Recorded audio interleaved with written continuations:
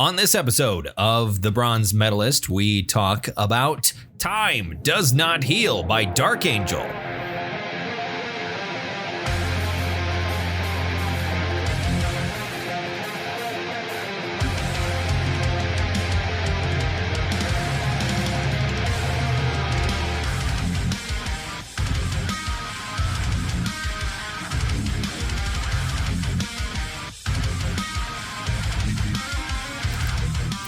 Wow, you didn't say anything before. I was surprised. You didn't have a comment. I didn't have a comment. I'm like, what should I say? You know what? Let's just say it. Hi, everyone. I got so much to say. Welcome to an episode of the Bronze Medalist podcast. I'm Kayle. I'm OJ, and I have a bottleneck of things to say. Yeah, it's just so many things. Yeah. Couldn't squeeze one out. That's, it happens. Yeah. We're two professional broadcasters. You can tell by the way we've opened this. Yeah. In the most professional and concise manner possible. Totally. We like metal and we enjoy talking about it. So that's what we're going to do today on this podcast. Sure. You know what? It's been a week. It has been a week. It's been a crazy week. It's been since the last time we sat down to record. I had a Friday. Yeah, he had a great Friday. I had a great Friday evening. So I'm at home, just sitting with my kids. I think I was having a beer, and my phone rings. It's Kayle. Kayle doesn't call. Kayle sends the occasional text message that's almost indecipherable. But that was my text message, not decipherable. They're fine. They're usually pretty funny. And no nudes. But he's calling. He says, and this is what you said. Okay, so what happened on Friday? I get done with work and I go to get some food and come back. Getting the food is important because it means I did not have any occasion to turn on my faucet to pour myself, a bottle of water. I often keep a bottle of what pour myself, fill up a bottle of water. Sure. And keep it with me and hydrate, stay hydrated. It's important. Very important. And it got to around 7:00 and I go to wash my hands and no water. Why is there no water? Why would there be no water at 7:00 on a Friday evening on the 1st of the month? Why would that be the case? Oh, shit. My debit card expired at the beginning of July. And my debit card that has expired is how I pay my water utility. Shit. They just turned off my water. So I start, start freaking out. I try and see, I go to see if I can pay my bill. So at the very least, I can get my water turned back on tomorrow. Well, the utility company and the service that does billing for the utility company were both closed and would be until Monday morning. So I couldn't even talk to anyone to pay my bill because my online account had also been deactivated because I hadn't paid my bill and I couldn't reactivate it to pay my bill until I could talk to a human being on Monday morning. So, continue to freak out. I decide to give you a call because you're my best buddy. And I ask if I can shower at your place in the morning because I do not have water. Right. And I explain what had gone on.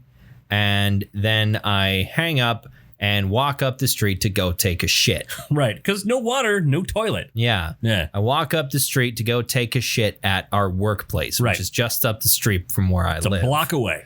And after that, I call my mom, vent a little bit more. I decide I'm going to go to a store to get some big ass jugs of water because that way at least I can fill the tank on my toilet so I don't have to leave the building to take a dump. Right. Well, as soon as I returned from the grocery store with these jugs of water, I decided to just test the faucet and suddenly there was water. The fuck? I figured that because they're doing a lot of construction in this area, a lot of road construction and shit, they probably... Yeah. That's probably what happened. Well, and in retrospect, in hindsight, there was a time when I first moved into this building where I had neglected to pay my water bill for about 2 or 3 months on accident because I thought I had set up auto pay, but I had not. And I just kind of let it be. Just assumed my bill was getting paid and wasn't looking and seeing that money was leaving my checking account or anything like that. I wasn't paying attention. And those 3 months, they didn't shut my water off. I missed like 2 or 3 pay periods. Sure. They didn't come and shut my water off. Eventually, I got a text from the property company, not from the utility. Like the property company has my phone number. Sure. The utility, I guess, doesn't. But I got a text from the property company that says, hey, we've been notified you aren't paying your water bill. Could you do that? I was like, oh, shit. Yeah, I totally can.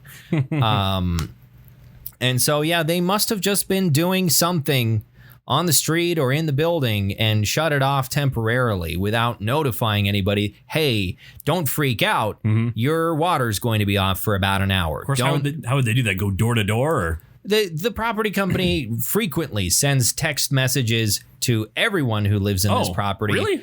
Telling people to close the fucking security door.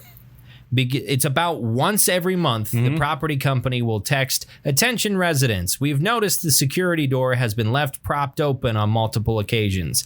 Please make sure the security door closes and latches. This is for your safety. And this is the second week in a row I've gone through your security door and it doesn't even latch. Yeah, no, there's something wrong with it. Yeah.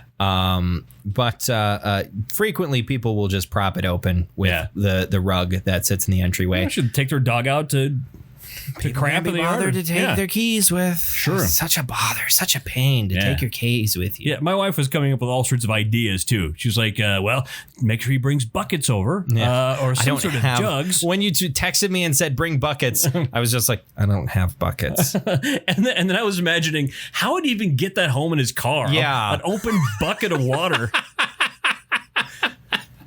Well, some of those like 5-gallon buckets have like pretty tightly sealable lids that you can get for them, like those pickle buckets or whatever. You can get pretty tightly sealable lids for them. Or if it's like a paint bucket, it's designed to hold a large amount of liquid. Right. But you want to really clean that out before you put potable water in there. Yeah. So I went and bought those 2 gigantic jugs of water for nothing, and now I have them, and they're just sitting in my bathroom. Because I don't need 10 gallons of water. I don't need 10 gallons of distilled water. It's distilled water. Yeah, I saw giant jugs of water, and I bought them because I first tried to go to Walmart without realizing Walmart's new policies means they close at 8:30. Really? They close at 8:30 now? Yeah, they close at 8:30. I haven't set foot in that property in forever. Yeah, I almost never go to Walmart, but I knew Walmart has giant jugs of water, so I was going to go there, but I couldn't. And so I went to Marketplace instead, and they have the giant jugs of water by the checkout lines. Right. And so I bought those. Right. I'm the same way. I see giant jugs, I whip out the money. Exactly. That's just how that goes. Yeah. I feel like you would be desensitized to that after years of working at a strip joint. Yeah, years of working at a 2 different strip joints, actually. Yeah, you'd be desensitized. As it in Deadwood, the doctor at one point says, Jane, the female breast long ago lost any and all mystery and allure. Open your goddamn blouse.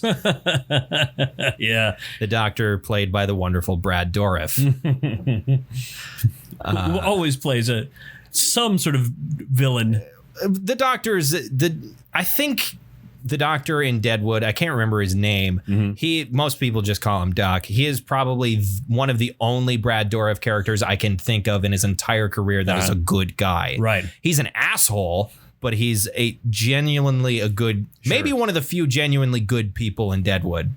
Like he doesn't mean anybody harm. He just has really shitty bedside manner. And he's a Civil War vet, so he's seen some shit. There are some doctors here like that just have no bedside manner. Yeah. There's one. I don't know if I can say his name or not because he's dead now. I wouldn't. Yeah. But anyway, what was he like? He delivered babies, and he was especially to fathers. If you were a father in the room, you did anything remotely wrong, he'd jump your shit. I'm so nervous. I made a joke. You made a joke. This is not a fucking funny time right now. You want me to stretching a baby out her vagina? Sorry. I'm sorry. I thought this was supposed to be magical, but everyone's screaming. Everyone. I mean, that's, I think, kind of a byproduct of hospital births in general, is it has become a stressful thing to be feared for a lot of people. Yeah. And you see depictions of it in media, and it's always screaming and anger and just rage. I remember at one point, my wife, and I'm sure she's the next in a million other women who have said this on the table, I'm not doing this today. I want to go home. Oh, my God. And so, of course, his retort was tough shit. That's exactly who you want delivering your child, a fucking drill sergeant. This place is, someone's in charge here. I can tell. I feel like it's because he had other shit to be doing. Just like, lady, I got other shit. I got other patients to see. Push that baby out. Oh, boy. Yeah. America, I remember watching a documentary about how weird America is in regards to like birth, because almost every other developed country, like 90% of all births are attended by a midwife, either at home or at a birthing clinic. And then in the United States, it's 90% of all births take place at a hospital by a doctor with a doctor who's a qualified surgeon. And generally, the documentary was about how that's really unnecessary. Kind of swatting a fly with a Buick. Yeah. It was a really interesting documentary, and something I didn't know before that in other countries, that's not how they do it. Sure. That's not how it's done. But anyway, I don't know. I'm no expert. I don't have a vagina. Anyway, what else has happened recently? I was just telling you, today I watched Death by Metal. Part of it, or part of Death by Metal, because the app on my Roku, I have a Roku stick on my TV, and you have to download Con TV, which I've never heard of Con TV. Nor have I. So every time. This should have been a hint. The first 4 times I tried to do it, I'm persistent here. It brought up the logo, and then it back to the main menu. Oh no! So should I get to open this again? So finally, I got to see about half of it. Great documentary, and then it crapped out on me again about death. Yeah, the band Death. The band featuring many people, including Gene Hoglan, who's the drummer on the album we're going to talk about in a bit. And Steve DiGiorgio was also. Steve DiGiorgio. Who else? I mean, was there anybody else that wasn't in Death that was interviewed there? That wasn't in Death? Yeah, were there like anybody that wasn't a band member? Yeah, they introduced just like regular people. They introduced interviewed other members of Sadus. They interviewed because apparently Sadus had a large connection with Death in the early days. Well, yeah, because isn't Steve DiGiorgio was in both? He was a founding member of Sadus. So I mean it's probably they're toured together, I imagine, that sort of thing. I don't think they got to the point where they toured together. Okay, I know the Death opened for Dark Angel. Okay. On their Leprosy tour. And that's probably how Gene Hoglan got connected. Sure. I mean, which is kind of weird because they got to like somewhere bumfuck Montana and suddenly Chuck was like, no, I'm done. Yeah, I don't want to be here. They were halfway through the tour and they drove home. Wow. Yeah. I mean, I guess Chuck was known for that. It's for just dropping out of tours because? Just hiding in his house. I guess they were supposed to do a European tour. It was supposed to open for Creator. It was on the after Spiritual Healing came out. And Creator invited them to open up. Yeah. It was going to be great. And Death did open up for them. Without Chuck. Oh, without Chuck. Without Chuck. Oh, no. Yeah, we signed a thing. We could get sued huge if we don't go. And Chuck's not answering the door. Oh, wow. He's not even answering the door or the phone. I didn't know that. Yeah, so we're like, we signed, everybody here signed a thing. Somehow I'm kind of not surprised, though, because everything I've ever read about the guy, he sort of strikes me as the guy that was prodigiously talented, but also not particularly socially on board all the time. Socially grounded. No, Yeah. And of course, they discussed the fact that every Death album was different than the last.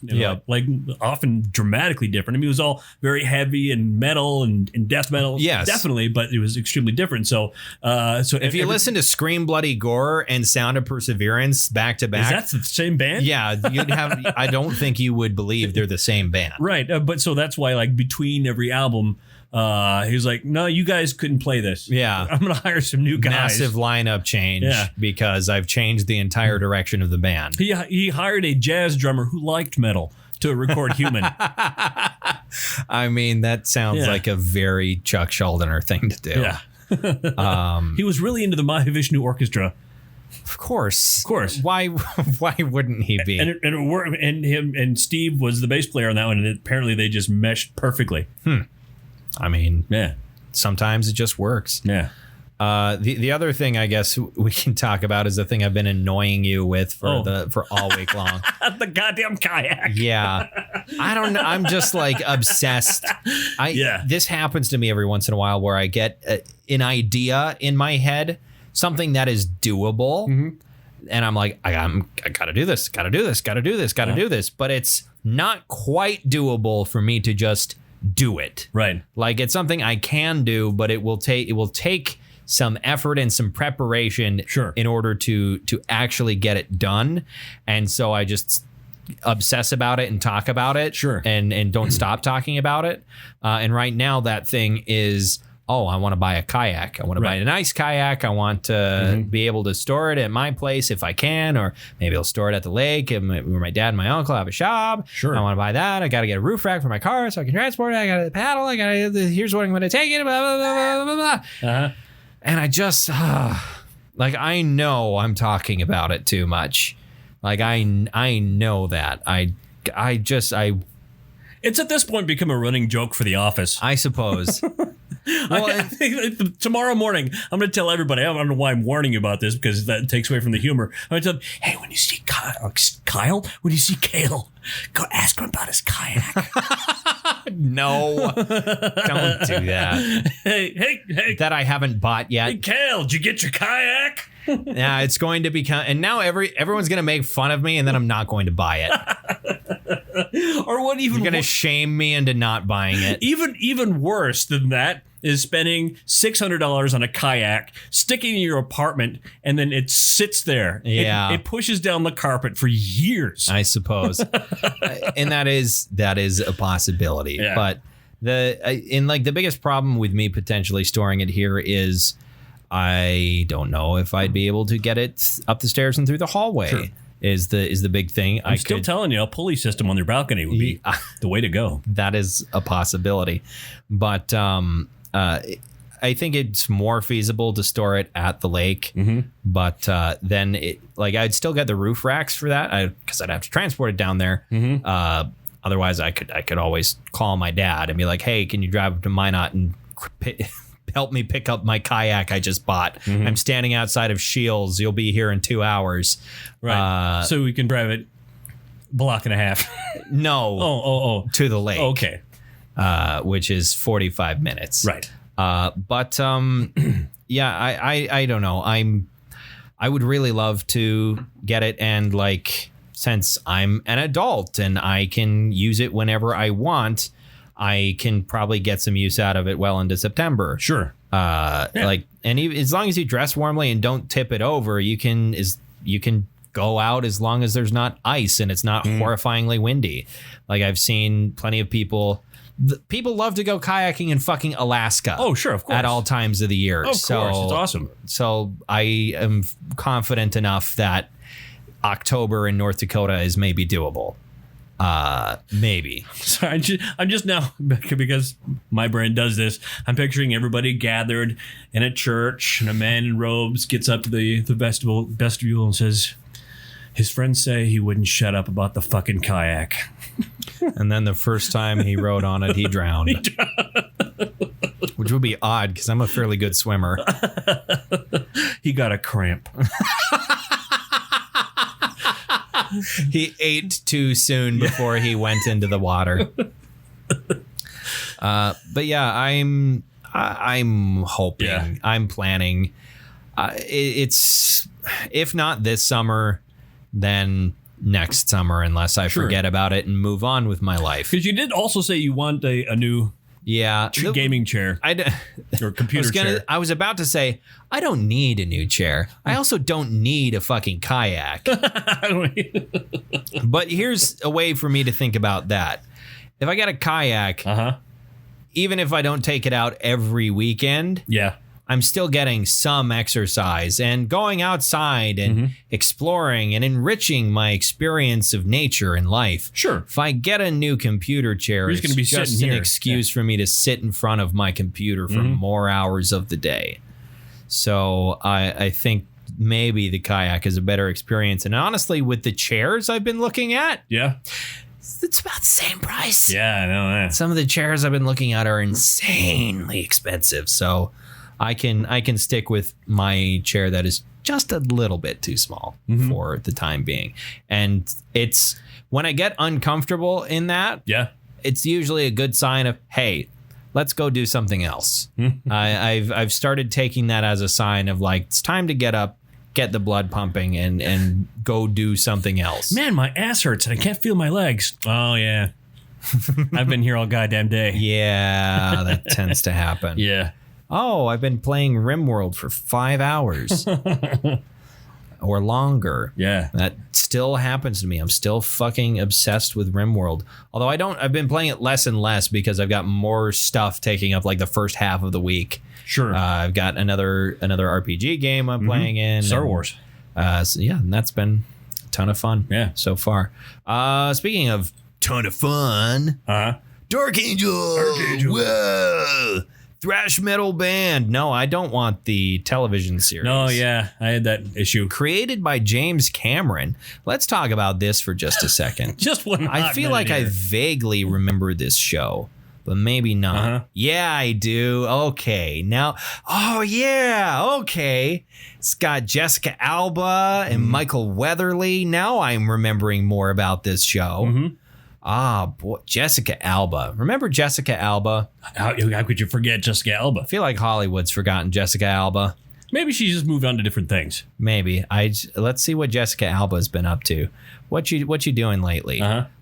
She will star and executive produce a new documentary series for Disney Plus called Parenting Without Borders. Really? Which will focus on families around the world and their beliefs and culture. Neat. Well, that's neat. Yeah. She's also been starring in a series called LA's Finest. She doing any Rodriguez movies lately? I mean, not lately. No, the last Rodriguez movie I think she did was probably Machete Kills. Oh, sure. Which was in 2013. Wow. 7 years ago. And the one prior to that was even longer before. I mean, it's like there was a big gap between Machete and Machete Kills. Yeah. Because there was a huge demand for more Machete. Not to speak ill of that band, because certainly, why can't I think of his name? Machete, the actor. Oh, you're talking about, oh my God. Yeah. I should know that right at the top of my head. They're screaming it at us right now. Danny Trejo. Danny Trejo. God Jesus. damn it. Yeah. How could we not remember Danny Trejo? Danny Trejo. I think it's because he's kind of a character actor where everybody has seen his face. Yeah. Oh, yeah. Everyone has seen something with Danny Trejo in it, but you don't necessarily know his name because he's almost never the lead except for the Machete movies. Sure. Yeah, he started out in the movie Runaway Train, I think 1981. Probably right around the time he got out of prison. Actually, it was a few years. It was a few years before all the 1960s. He was in one manner of federal prison. Or another. Yeah, for armed robbery. He did a lot of armed robbery. And it was funny. He was on set with a friend who was like a stunt actor or something like that. And they said, "Oh, you look like a badass. Can you maybe act like you're, a killer and you've done time in prison?" He said, "I'll do it my best." I can see what I'll do. Let's see what I can do with this. I'm not sure if I can embody that. I'm not sure if I'm ready to take that on. But yeah, I also like how he prefers to play villains that also get killed. Sure, yeah. Just to be like, hey, crime doesn't pay. Exactly. You might end up with your head on a tortoise. Right. Stuffed with C4. Yes, from Breaking Bad. That's such a great cameo Yeah, it in is. Breaking Bad. Tortuga. Anyway, not Death Angel. Death Angel, which we should also talk about Death Angel. Yeah, sometime. Death Angel, sure. But Dark Angel instead is a thrash metal band from Downey, California, which is basically Los Angeles. Yes, it's a bedroom community. But they are from Southern California, sort of connected to, but not in the Bay Area thrash scene, but certainly they knew all the guys. I'm sure they played in the Bay a number of times. Absolutely, Yeah. I would imagine. They formed in 1981, but they wouldn't really come to much critical acclaim until the mid 80s. Right. And about 1986 with Darkness Descends, sort of made their name, and they became a much bigger presence, I think, in the second wave of American thrash metal. Right. They never really broke out of touching people who weren't really into thrash metal. Yeah. They were really only thrash people knew them. Absolutely. They weren't a mainstream thrash band the way that Metallica or any of the big four Slayer, would become. yeah. Well, I don't know about any of the big four because people know it should the argument I've always heard is that it should be a big three. You don't think Anthrax should be in there? I think Anthrax belongs in there. I just don't think that history has decided Anthrax belongs in there. Because everybody knows about Slayer, everybody knows about Metallica, Megadeth. Most people know about Megadeth. People have heard of Anthrax. I don't think most people realize what Anthrax sounds like. I sure didn't know what Anthrax sounded like until we listened to it for this podcast. And I was like, wow, this is not what I expected. Yeah, I was expecting something like Slayer or Megadeth, but no, this is different. Yeah. There's singing here. Yeah, this is kind of poppy almost. There's nothing wrong with that. It's just when people discuss thrash metal, Anthrax doesn't get talked about a whole lot. Sadly. It's unfortunate. I love Anthrax. Anthrax is great. But we were talking about Dark Angel. So they went through a couple of lineup changes. The lineup that I think would become most famous was Around by this band. That'd be Ron Reinhart on lead vocals. That was Eric Meyer on lead guitars. I think, this is their last full-length album. So also featured on guitars was Brett Erickson, who was only with them for a brief stint. On bass was Mike Gonzalez, who was also not an original. There were no original members of the band by the last two albums. Sure. And then of course, Gene Hoglan, who had been with them for all of their studio albums, but was not a founding member of the band. Right. They went through a great number of lineup changes regarding the drummer in their early history until they finally found and settled on Gene before they started recording studio albums. And he's been with them ever since. The lineup on this album, or actually, no, not quite. Most of the lineup on this album has continued with them for reunions. Right. I guess Eric Meyer has stuck with them for reunions. Jim Durkin came back for reunions. And then Dan Yale. Dan Yale. Not Daniel. Dan Yale. Danielle Williams. Probably just Daniel. Probably just Dan. Was with them for one reunion from 2002 to 2006. And then Mike Gonzalez would come back for this most recent stint of them being reunited. Gene Hoglan, probably by far the biggest name to have come out of this band. Right. He's a ever-present force in metal. God, the man is just, he's insanely talented. If you don't know who very Gene... personable. Seemingly a very nice guy. Yeah. If you don't know about Gene Hoglan, people call him the Atomic Clock. They do. Because he has a very incredible ability of precisely playing extremely fast and complicated drums.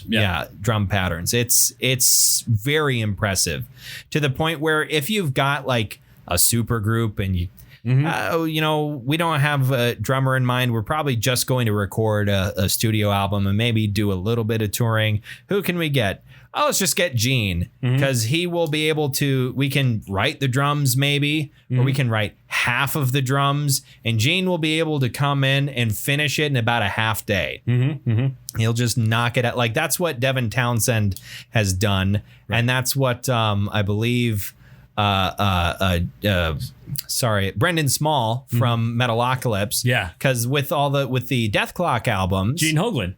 It was Gene Hoglan on drums. And with the Death Clock albums, the problem with writing was that they had usually 30 seconds to a minute of recorded audio that they needed to extrapolate into a full song, because they were songs as they appeared in the episode. And now they were going to do studio versions, which needed to be much longer, because when they wrote the songs for the episodes, they only wrote that, minute long segment. Right. It's a piece for a cartoon. And so when Brendan brought in Gene to do drums, he basically says, so this is kind of our idea for this. Can you fill this out? And Gene would be like, yeah, sure. Let's get on it. And would just not I watched a video of them talking about recording drums, and, they would just have a short conversation. Gene would sit down in front of the kit and get to work. And it was insane. The way he could just finish a song out of nothing. It was crazy. And another crazy thing about Gene, I saw there was some sort of a drum seminar video. Yeah. And here he is in some sort of a studio. He's sort of rehearsing, and he's sitting there at the drums, and you're going, is he wearing weights on his legs and arms? Probably. He was wearing Velcro strap-on weights. It's like in Dragon Ball Z, where they're wearing weighted clothing, and if they need to fight, that's when they take it off so they can move faster. That's Gene Ho. That's the drumming version of a Dragon Ball Z character taking off their weighted gi. That is crazy and also unsurprising, right? That he would do that. I think also notable about Gene Hoglan, got his start as a roadie for Slayer. Drum tech. He was kind of the guy that taught Dave Lombardo how to play double bass. Because apparently when he started drum teching for Slayer, Dave Lombardo hadn't played a double bass before. And Gene had, played for them basically, and Dave got a double bass, and apparently Gene Hoglan kind of showed Dave Lombardo the proper techniques for using a double bass pedal. And so that's just crazy that, the roadie, drum tech is far more appropriate term, but is going to show the drummer for Slayer how it's done. That's just kind of funny for him. And he was with them very early on, too. It was not like, he was their roadie when they were super big. No, he was a roadie in 82 and 83. Yeah, it was early in their career. I think that's really interesting that Gene Hoglan was a roadie for Slayer. How many, I'm sure there's a million, but I can't think of anybody else that is as high profile as Gene that got their start as a roadie for a big band. Oh, John Conley from Nuclear Assault was a roadie. Okay. I can't think of anybody for else. Anthrax. For Anthrax. Yeah. Hell yeah. Anthrax. I need to take some time and listen to more Anthrax. Oh, always recommend. Something that popped into my brain that is unrelated to Dark Angel that I should have talked about in the first part of the episode. I got my We Lost the Sea vinyl. Oh, yeah. That's awesome. I finally got that. It was gorgeous. It was wonderful. Amazing album. It is an amazing album. I actually listened to it while I mowed the lawn the other day. Nice. And it really, really helped. Yeah, it's something about it. It's got the dynamics of the very slow build up, and then it gets heavy, and really heavy and intense. It's awesome. It's one of those things where I wish I wish I had a house and a basement, and I could for the bodies. Yeah, for all the bodies, because I'm running out of room in my closets. Right. No, I wish I had a basement so I could set up my stereo down there and just crank all the records up to as high as they'll go, because I could do that here, but I won't because I'm not an asshole. You know, the more you say that, and I've heard you say that more than once, as I think to myself, I have a basement and I'm wasting it. Yeah, All my shit is down there. I mean, all the stuff I don't use. But then I think to myself, if I don't use it, why do I have it? Why do I have this basement? Yeah. Just fill it all in with concrete. No. I'll go down there, put some throw rugs down, maybe get a stereo in there. So my guitar equipment is. Of course, I haven't played guitar in years. Yeah, go and make use of your basement. You need a man. Yeah, you need a man cave. You need. I was gonna say man bear pig. You need a man bear pig. Man bear pig. No, you need a man cave. You need a space for yourself. I do. Absolutely. I think you should do that. Because do you have a garage? No. You don't. I have a shed. That's kind of the traditional thing is if you don't have a room that you can make your man cave, well, it's just your garage. That's what my dad does is the garage is his man cave, basically. I have no garage. So we just have a sort of a dirt driveway. Yeah, just we live in a bad neighborhood. Get into that basement and make it your own. Yeah. You got it. You might as well use it. I should call those people. There's on Burdick over there, the organized spaces or whatever. Come to my house and make this not terrible. Take a look at it and please make it look nice. What can you do with this? Where'd they go? They screamed in horror and ran. That's what they might do. Yeah. Oh God! And then they took off. Yeah, we have a lot of Rubbermaid tubs full of this stuff. Like here's all the Christmas stuff. Here's the Halloween stuff. Yep. Here's all the Groundhog's Day stuff. You know, just the different decorations we have and. Well, all the tent stuff. And you don't even need to make it the whole room. You can just make it a corner of the room or half of the room. Because it used to be inhabited. I mean, before the big flood, our bedroom was downstairs and our main bathroom was downstairs. And we had a second bedroom down there and our laundry stuff was down there. And upstairs, just sort of there was a living room and that was it. Get motivated. Yeah. That's what I need to do. Set up some stuff down there.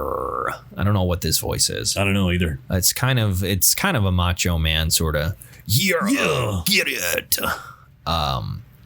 Anyway, so Time Does Not Heal. Mm-hmm. It's their fourth and final studio album. I had this on. I should say this on CD. Were you a fan of Dark Angel before that point, or? I was ignorant of them. I didn't know until that point. Until this album came out. And you were like, hell yeah, Dark Angel. I can't wait to hear all the other stuff they're going to make. Never again. Never again. 2 years later, they would break up. Yeah, I had a cassette copy of Leave Scars somewhere. Somewhere over the rainbow. I don't know where that came from. Moving on. I can't really seem to find why... like precisely why they broke up other than Wikipedia says to pursue individual careers. So I guess they all just decided we want to do something else. Right. It doesn't state that I'm sure there's interviews that can be found talking about it in more detail, but yes, they wanted to go do different things creatively. Yeah. I think Gene wanted to go drum for like Strapping Young Lad. The rest of them wanted to work at Cinnabon. I was going to say, because like the only other person in the band that has a Wikipedia page is Eric Meyer. Mm-hmm. And it doesn't really say that he has done really much else. Mm-hmm. Associated acts are a band called Hunger and a band called Swine. But it doesn't say that he's been in any other bands other than Dark Angel. But hey, in the last few years, they've been back together and touring, I presume. Right. So he's been busy once again. Yeah. Which, hey, at least he's good working. on him. Yeah. At least he's working. He's a working musician. A working musician. That's something to be very, very proud of. Why do we always do that? I don't know. This weird voice. So this, like we said, was their last studio album. Loudwire, because everybody loves Loudwire. Yeah. So what did Slipknot have to say about Dark Angel? What does Slipknot think of Dark Angel? Yeah. Put it at number 5 in their list of top 10 thrash metal albums not released by the Big Four. Which, sure. I mean, okay, yeah, that it makes sense that they would have to exclude them. Because if you say top 10 thrash metal albums there's going to be a lot of Slayer and a lot of Megadeth. And speaking of Metallica. Megadeth, by the way, I was cruising through YouTube earlier, trying to make it look like I was busy working, and I found a video, and it was a clip from, I think it was a Christian station of some sort, doing an expose on Dave Mustaine. Okay, what's the expo? Like, he's like how good a Christian he is. Oh, okay. The expose was not, he's actually been lying about being born again all this time. No. They talked about how in his teenage years, his mom, who's a Jehovah's Witness, he broke away from and started getting into witchcraft. He put hexes on people. Oh, that's my favorite thing is like yeah, the parts of like Christianity who are so terrified of like witchcraft and that sort of thing. Yeah. And it's like, I thought do you think witchcraft is real? Yeah. It's like, so you acknowledge it's real and has tangible power then? Because that seems to be kind of antithetical to certain other parts. I guess there's mention of like sorcerers or something like that in like the parts of the Old Testament. It does say one should not suffer a witch. I mean, there's parts of the Old Testament, but then in the New Testament, there's no mention of like any magic bullshit, to the point where the Catholic Church for quite some time has been like, no, that's not real. That's the Vatican. It was allegory. That's for even before the modern reasonable statements of the Vatican, beyond the whole pedophilia denial.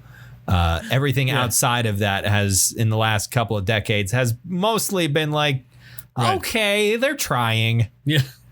They're trying on that. Certainly not trying on other things. But at least they're trying one thing at a time. Fine. Yeah, it's fine. This will be addressed at a later date. I'm just imagining the Q&A section of the Sermon on the Mount, and somebody says, "Oh, Jesus, what's your feeling about witchcraft?" What? No. How do you know they're Jesus is just like, so how do you know they're a witch? Yeah. Well, she turned me into a newt. Combine 2 Monty Python movies. There you go. Perfect. Blessed are the cheesemakers. If she weighs the same as a duck, then she's a witch. Right? It was that, or was it? Yeah, it was that if she weighs the same as a duck. Right. I get confused listening to the logic presented there. Who are you that are so wise in the ways of science? And Monty Python. Yeah. Anyway, my computer went to sleep.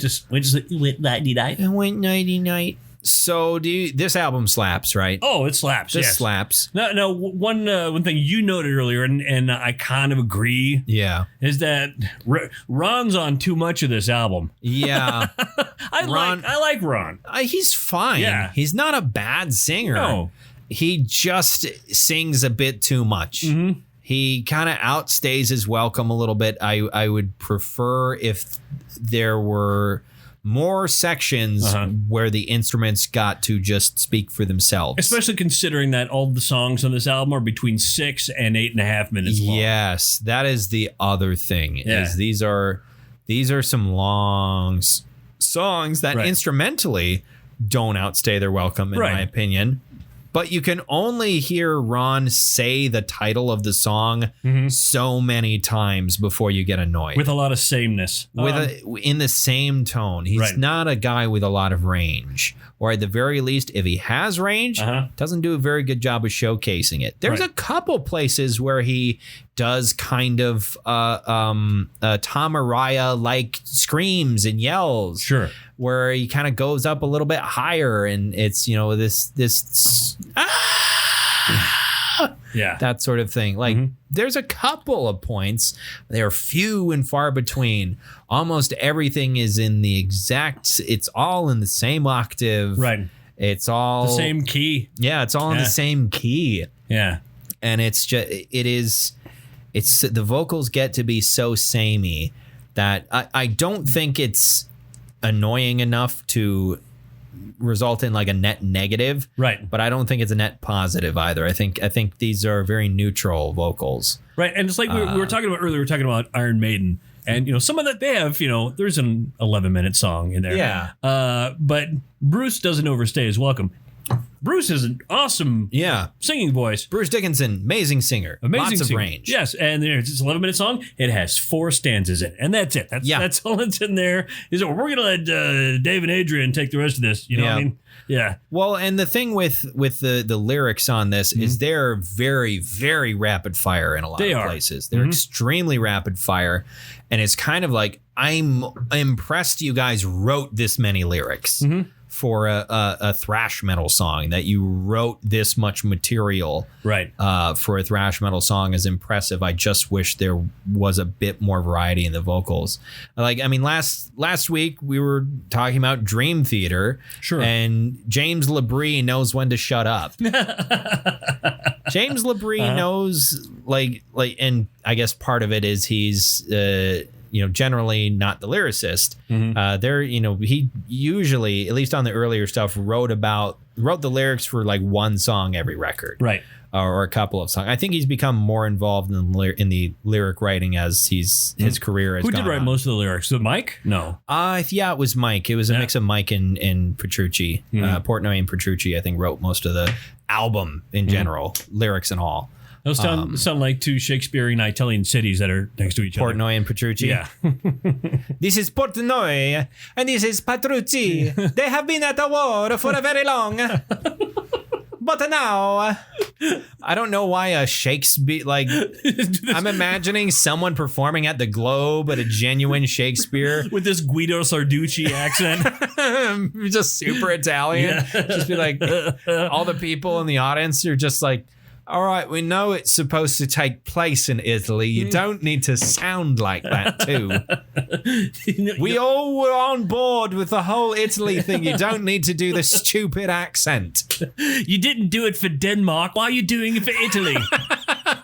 No, I'm just imagining Hamlet, but everyone has got a really thick Danish accent.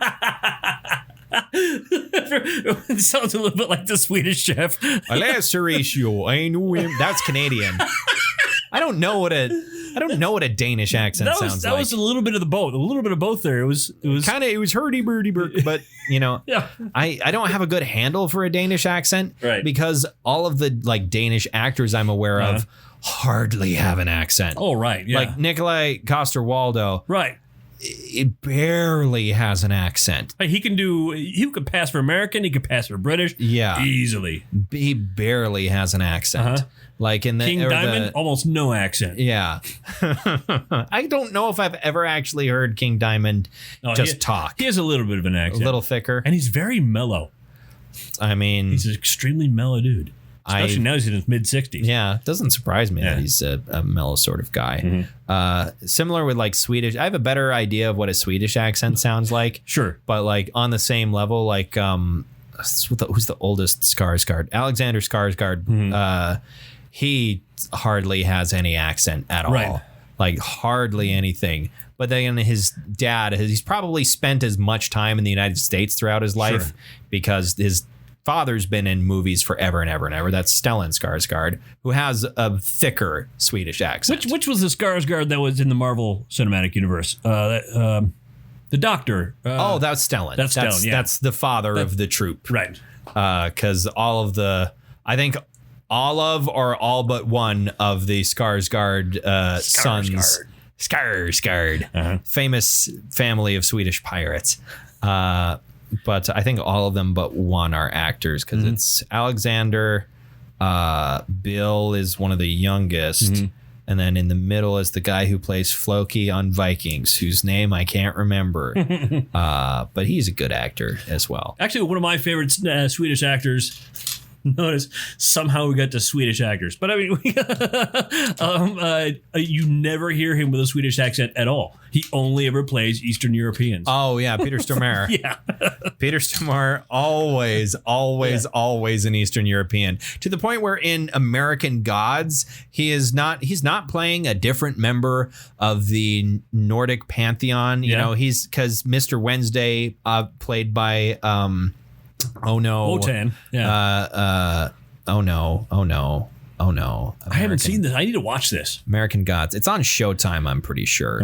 Oh. Television series. Who stars in it? Please show me. Not that one. Who is it? Ian McShane. Oh, Ian McShane. How did you forget Ian McShane? I know. We were talking about Deadwood earlier, too. Yeah. But Ian McShane plays Mr. Wednesday, a.k.a. Odin. And like it would be easy to have Peter Stormare. Oh, he's Swedish. He'll play a different member of the Nordic pantheon. No, he plays Chernobog, who is the Slavic god of darkness. Sure, because he's Slavic. Yeah, because everyone knows Peter Stormare is Slavic. Yeah, I even heard him ask once, how do you really get into finding what region of Eastern Europe that you're trying to portray? They're all the same voice. If you're in an American movie, no one's going to know the difference. Yeah, it would be a lot of effort, unappreciated. American audiences cannot tell the difference between a Lithuanian accent and a Ukrainian accent. They're not going to care. Right. But hey, if he did go for it, props to him for the dedication. Sure. But, anyway, good Lord. That was a tangent. Last week, that like 10-minute tangent we went on about Rankin and Bass movies. I moved that to the post credits. I moved that past the outro sequence. So the outro music is, about 10 minutes before the end of the actual file. Anyway. So the score for this one, I left some pages. The score, All Music gave it 4 out of 5. General. I couldn't find other reviews. Sure, they weren't on the Wikipedia page. Yeah. It's normal sort of score for an album that is not bad. Right, is around 80. And I have to say, this album was one of the albums that prepared me for modern heavy metal. Because this is a very well recorded. It's a very tight album. Very tight, very well produced. I wish, and again, sort of a matter of wishing there were less vocals, because longer instrumental segments would give me more time to appreciate how well produced this is. Right. Whereas, like, it's not that the vocals are produced poorly or anything, but it's vocals. It's not as hard to accurately capture the human voice, I think, than it is the rest of, the many different instruments and electronic components that go into making a metal band. That can be a bit more of a challenge to make it all sound really nice and clean and tight. And I wish there was more instrumental segments that I could latch onto and really, really dig into how well produced it is. Although in Ron's defense, you brought it up earlier, it is nice to hear him yell that he's not a whore. Or sing, bemoan, really. I mean, I'm not a whore. That's exactly what you want to hear in your thrash metal songs. Hey, Ron, I'm happy that you're not a whore. But this was their last album. Yeah. So who knows where it went? Who knows what Ron's been up to? Ron Reinhart, I think, has a Wikipedia page, actually. I thought he didn't. Has Ron Reinhart been doing other things? Had a guest vocalist appearance on an album by Viking. He and Eric Meyer formed a band called Hunger. That's what Hunger was. So they were probably working in between. Has also played in the Christian rock band Oil, but left in 2004 to pursue other musical interests. But yeah, Ron, not a bad singer, just not particularly good either. That's a bit of a shame, I guess. It's kind of like is kind of, and we kind of talked a little bit about this last week with Dream Theater, where it's like, I'd be interested to hear someone else's vocal take on certain Dream Theater albums, but also it wouldn't work in the sense that there's like, James is such a Sure. integral part of the band at this point, where he's such a big part of their sound, and the tone of his voice is so important to their sound. I'm wondering if there's a different vocalist who could have taken on this album and maybe been a bit added more on the positive end of the scale. You know who I'd like to hear take over for James LaBrie? George Fisher. I think that would be. Yeah, there we go. Well, I mean, you could get Barney Greenway, who's a big Dream Theater fan. Yeah, that's true. That is actually true. Barney Greenway has actually sung on stage with Dream Theater at certain points, because he was probably just at the show and the band was like, "Is that Barney Greenway? Get up here." You know, it was funny. My youngest son today was sitting at the computer. And he was talking about music, because he listens to music on YouTube a lot. Yeah. He says, "Wow, this song is really short. It's only 30 seconds long." I said, "Hold on." Time to introduce you to You Suffer off a little album called Scum. Fun album to listen to. At some point, we'll have to talk about some Napalm Death. I will probably do Harmony Corruption for Death Metal December or something. Right. We could probably do that, since we're probably at no point in the foreseeable future going to be able to see that played live in its entirety. Yeah. Remember when that was the thing that was going to happen? Yeah, it's supposed to happen in April. Yeah. Yes, Harmony Corruption has rattled the windows of my my 4-cylinder engine car back when I was 19 and 20 years old. Many times. Your 4-cylinder that was probably most of the time a 3-cylinder. Yeah, yep. You can't change the oil. If you take the oil out, the engine will fall apart. That's the viscosity is the only thing holding it together. Yep. Oh boy. What criteria have we missed? What's your favorite song on this record? I really like the title cut, which is of course the lead cut on the album, and I like the last cut as well. I mean, it's actually not bad, not a bad finisher. Yeah. I forget what the name of the song is. A Subtle Induction. A Subtle Induction, yes. I really kind of latched on to Trauma and Catharsis. Oh, I thought that was a pretty good one. There's a couple of points on that song and on a number of other songs where I was like, what does this guitar tone and this technique they're using remind me of? And I realized it reminded me of Carcass. Yeah. They're like, I don't know if it's called a harmonic or whatever, but there's like a certain like galloping riff where whatever they were doing reminded me of the opening riffs of what's the Carcass album we listened to? With the Heartwork. Yeah, it reminded me of the opening riffs to Heartwork. Whatever that technique is called. You all right? Yeah, I ate right before this, and now I'm drinking fizzy old beer. So there's burper. There's all kinds of things going on in my tummy. Yeah, there's one riff, and I think it's the second song, Mad Something Madness. Jesus. Pain's Invention Madness, which is one of those cases where Ron says the title of the song a lot. But there's one riff in there that actually reminds me of a Nuclear Assault riff that from Handle with Care. Pain's Invention Madness. Yeah. He has a tendency to make the second letter in every word a Y. Yeah. So it's madness. Every syllable has a Y in it. He does that a lot. It's kind of like a very raspy Scott Stapp. Kinda. And with her arms wide open. And every phrase tonally goes down. Yes. Yeah. It's a lot of the same. I'm sorry, Ron Reinhart. You maybe deserve better than we're giving. You belted your lungs out. Yeah. He put a lot into this. I guess we'll get to what medal are you bestowing upon this? Like Maz Kanata to Chewbacca. I'll give it a silver. Yeah, I'm giving it a silver too. I love the instruments. Great.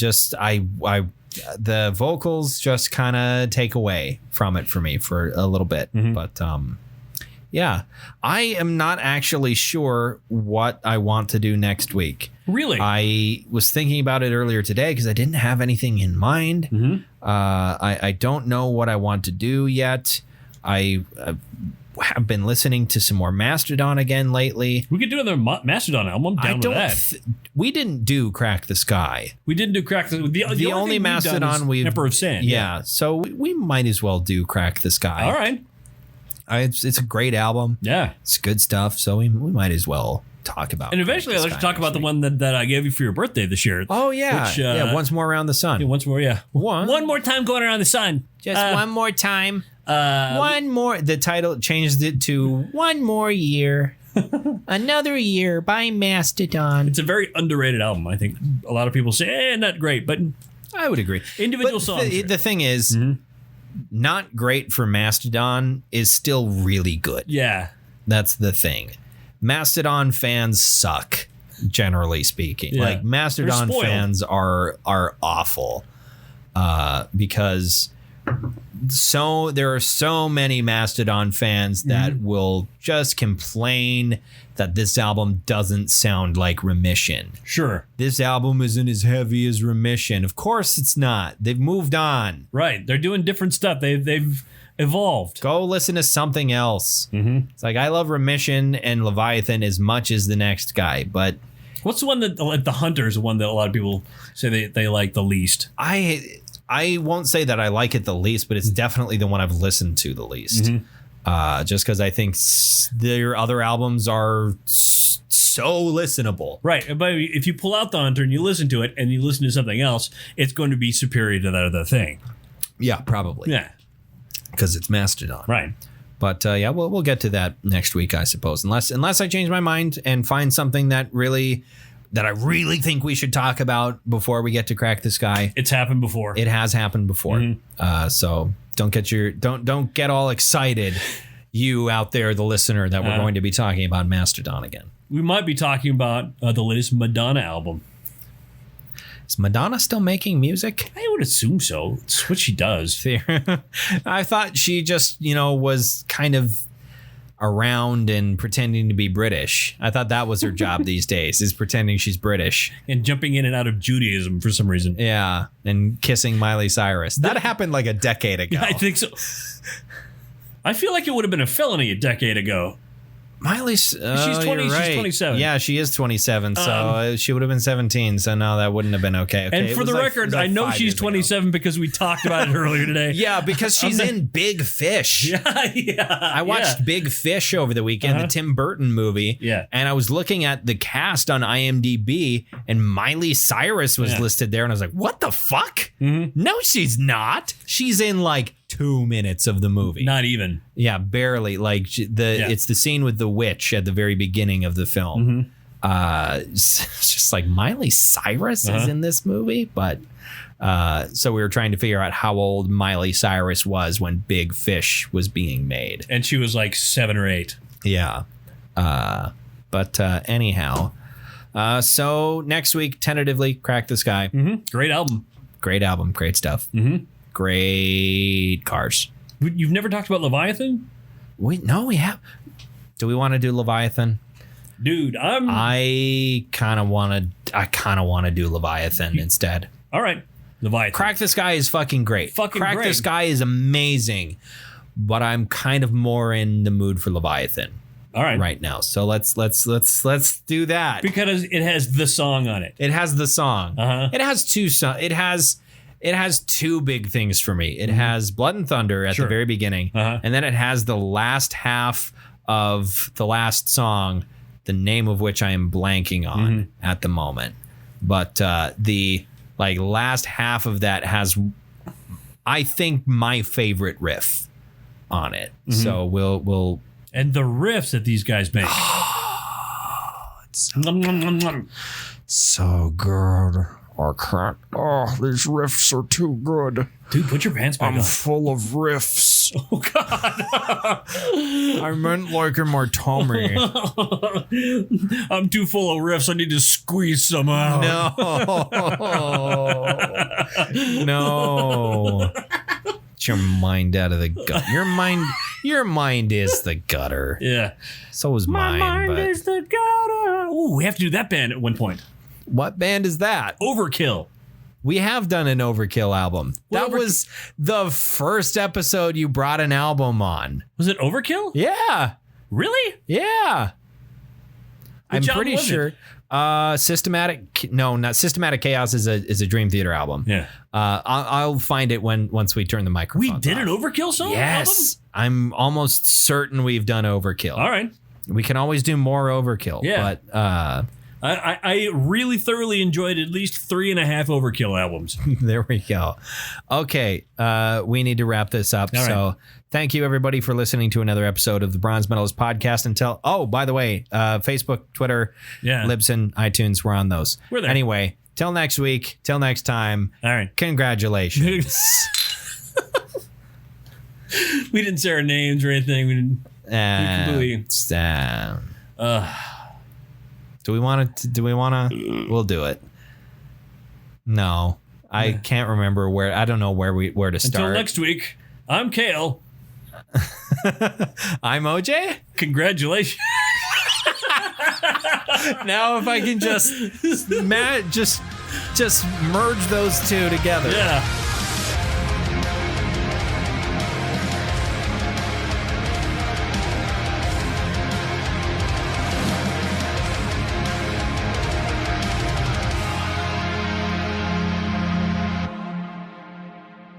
I saw a thing. It was a picture of Peter Steele. Yeah. And it was Peter Steele looks. Peter Steele is who Tommy Wiseau thinks he is. he acted and looks like what Tommy Wiseau thinks of himself. Peter Steele was pretty badass. He was a badass. Mm-hmm. 6'7", fucking chiseled jaw, This deep rumbling voice. incredibly deep voice, muscular dude. He used to work for the state park system in New York. He was a ranger. Wow. He was a park ranger. Ranger Peter Steele. Can you imagine that? Hey, gonna need you to put out this fire. And hand over the picnic basket. If you're not allowed to have fires in this part of the park, you'll have to go to the official campsites and pick up this garbage you're littering. It's fucking Peter Steele. That's Peter Steele right there. Anyway,